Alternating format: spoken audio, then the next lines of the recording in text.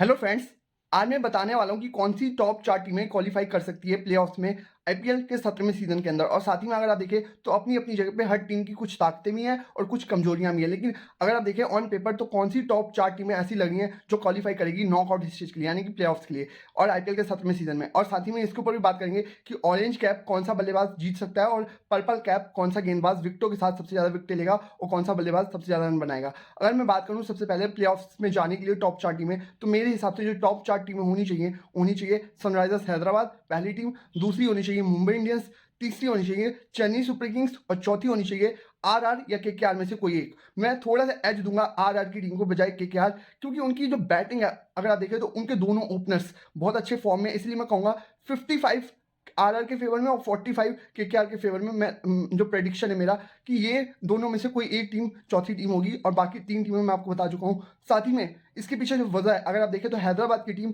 On paper बहुत अच्छी team लग रही है। उनके ओवरसीज प्लेयर्स उनकी सबसे बड़ी ताकत है। अगर आप देखें तो हैदराबाद के इंडियन प्लेयर भी उतने खराब नहीं, अगर वो अच्छा कर देंगे तो ये डेफिनेटली आपको टॉप 4 में नजर आएंगे। क्योंकि अगर आप देखें तो इंडियन प्लेयर्स का आईपीएल में अच्छा परफॉर्म करना किसी भी टीम को सक्सेस दिला सकता है, क्योंकि इंडियन प्लेयर्स अगर फ्लॉप हो गए तो आप कभी भी आईपीएल जैसा टूर्नामेंट नहीं जीत पाएंगे, नहीं अपने नाम कर पाएंगे। इसी वजह से कहीं ना कहीं अगर आप देखें तो हैदराबाद फिर भी ठीक ठाक ही टीम लग रही है अगर आप देखें तो, क्योंकि इनकी जो स्ट्रेंथ है चाहे बॉलिंग में हो या बैटिंग में वहीं इनके ओवरसीज प्लेयर, अगर इंडियन प्लेयर्स का सपोर्ट इनको मिल गया जैसे कि उमरान मलिक हो गए, मयंक अग्रवाल हो गए, राहुल त्रिपाठी हो गए, ये सभी अगर अच्छा कर देंगे, अभिषेक शर्मा हो गए, तो ये हो सकता है कि काफी आराम से प्लेऑफ्स में चले जाएं। उसके अलावा मुंबई की टीम, मैंने आपको मुंबई वाले प्रीव्यू में बताया था कि मुंबई की जो प्लेइंग 11 बनेगी उसमें से करीब 11 में से 8 ऐसे इंडियन प्लेयर्स होंगे जिन्होंने इंडियन टीम के लिए इंटरनेशनल मैचेस खेल रखे हैं। मतलब 8 प्लेयर्स का इंटरनेशनल तजुर्बा एक इंडियन प्लेयर होने के बावजूद ये बहुत ज्यादा मायने रखता है और बहुत बड़ा प्लस पॉइंट हो सकता है किसी भी टीम के लिए। जबकि बाकी टीमों के पास अगर आप देखें तो उस तरीके का एक्सपीरियंस आपको नजर नहीं आएगा जैसे मुंबई के इंडियन प्लेयर्स का एक्सपीरियंस आपको नजर आ रहा है उनकी प्लेइंग 11 में। और कुल मिला के चेन्नई तो हर बार, चेन्नई भले कितनी भी कमजोर लग रही हो पेपर वाइज, लेकिन हमने पहले भी बोला है कि उनके साथ है एमएस धोनी नाम का बड़ा फैक्टर।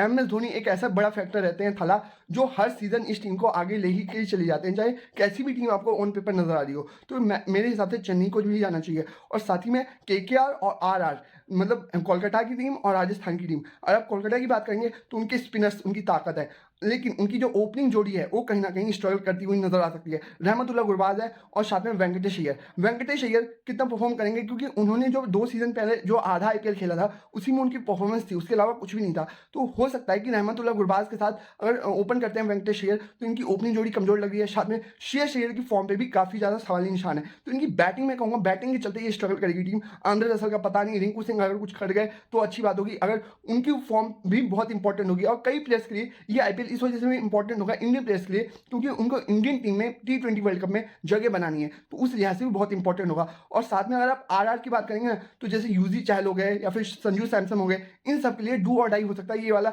आईपीएल। क्योंकि अगर इस आईपीएल में संजू सैमसन और यूजी चहल अच्छा कर देते हैं with the ball and with the bat, तो उनकी जगह बन सकती है। क्योंकि जो प्लेयर अच्छा करेगा ना आईपीएल में तो उनको सेलेक्टर्स मौका दे सकते हैं T20 वर्ल्ड कप में। इसी वजह से मैं कहूंगा इन 5 में से कोई 4 टीमें, फिर से रिपीट कर रहा हूं, एसआरएच यानी कि हैदराबाद, एमआई मुंबई इंडियंस, तीसरी टीम में रखूंगा सीएसके को, चेन्नई सुपर किंग्स को, और चौथी टीम मेरी हो सकती है आरआर या केकेआर में से कोई एक। अगर आप मेरी बात से सहमत है, आपकी भी यही टॉप 4 लग रही है आपके हिसाब से, तो आप बताइए कमेंट बॉक्स में। और साथ ही में अगर आप किसी और टीम को सपोर्ट करते हैं, आप चाहते हैं कि वो टॉप 4 में जाए, तो उसके पीछे का कारण बताइए कमेंट बॉक्स में कमेंट करके कि आप ऐसा क्यों बोल रहे हैं कि उस टीम को जाना चाहिए। हाँ, आरसीबी की बहुत ज्यादा बातें हो रही है, लेकिन आरसीबी मेरे को लगता है मात खाएगी अपनी बॉलिंग के चलते। उनकी बॉलिंग बहुत ज्यादा वीक लग रही है। और साथ में अगर आप बैटिंग की बात करें तो बैटिंग फिर भी ठीक है, लेकिन बैटिंग मैंने कहा कि टूर्नामेंट नहीं जितवा दी, बैटिंग आपको मैचेस जितवाएगी, 2 मैचेस 4 मैचेस जितवा देगी, लेकिन टूर्नामेंट्स आपको बॉलर्स जितवाते हैं। तो बॉलिंग में अगर आपके दम नहीं आ रहा है नजर, तो आप बिल्कुल ही पिछड़ सकते हैं टूर्नामेंट में। साथ ही में अगर ऑरेंज कैप की बात करें तो ऑरेंज कैप की रेस में यहाँ पे मेरे को शुभमन गिल और यशस्वी जायसवाल सबसे ऊपर लग रहे हैं, क्योंकि जो पिछला सीजन का ऑरेंज कैप जीता था उस शुभमन गिल ने अपने नाम किया था और कुल मिलाकर उन्होंने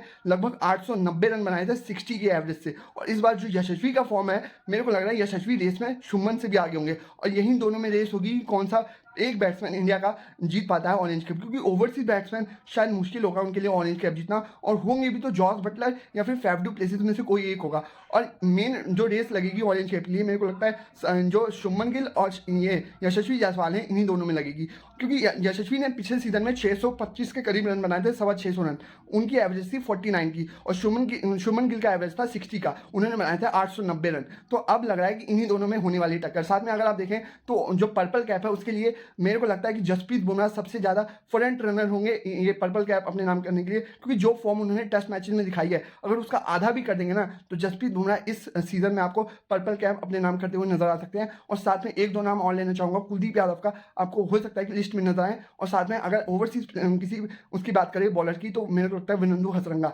जो हैदराबाद की टीम में गए हैं एज अ लेग स्पिनर, हो सकता है काफ़ी ज़्यादा इंप्रेस करे इस सीजन में, और साथ ही में काफ़ी अच्छा परफॉर्म कर सकते हैं हसरंगा। और साथ ही में एक नाम और यूजी चहल का, यूजी चहल के लिए ये टूर्नामेंट बहुत इंपॉर्टेंट होगा, और उनको T20 वर्ल्ड कप में कोई भी चांस अपने आप को देना है, तो अगर वो अच्छा करते हैं विद द बॉल और लेग स्पिनर की जरूरत पड़ती है इंडियन को, तो एक ही ऑप्शन अभी फिलहाल नजर आ रहा है इंडियन टीम के पास, वो है रवि बिश्नोई का। सेकंड ऑप्शन लेग स्पिनर के रूप में आपके लिए हो सकते हैं यूजी चहल। अब चहल कैसा करते हैं ये तो उन्हीं के ऊपर निर्भर करेगा, और जब कल से क्योंकि IPL स्टार्ट होने वाला है अगले 2.5 महीनों तक, तो देखना होगा कौन सी टीम कैसा करती है। आई होप आपको ये वीडियो अच्छी लगी होगी, और वीडियो अच्छी लगी है तो प्लीज़ इसे ज़्यादा शेयर कीजिएगा, लाइक कीजिएगा वीडियो को, साथ में कमेंट करके बताइएगा कि कोई और टीम अगर आपकी लग रही है कि टॉप 4 में फिनिश कर सकती है तो क्यों कर सकती है। साथ ही में इंस्टाग्राम पे देख रहे हैं तो फॉलो कीजिएगा, फेसबुक पेज पे देख रहे हैं तो प्लीज़ लाइक कीजिएगा। तब तक के लिए थैंक यू।